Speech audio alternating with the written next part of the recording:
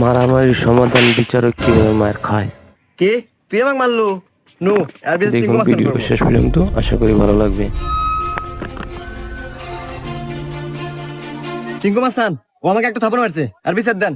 এই আমি সিংকু মাস্তান, এই এলাকা যত সমস্যা সঠিক সমাধান আমি নিজে দেই। নয় ওরা এক থাপড় খাবো, আর নাহলে এক থাপড়ের বদলে 10টা জরিমানা দেবো। সিংকু মাস্তান, আমার কাছে তো কোনো এখন টাকা পয়সা নাই, একটা থাপ্পড়ই দেন। এই মার একটা থাপড়।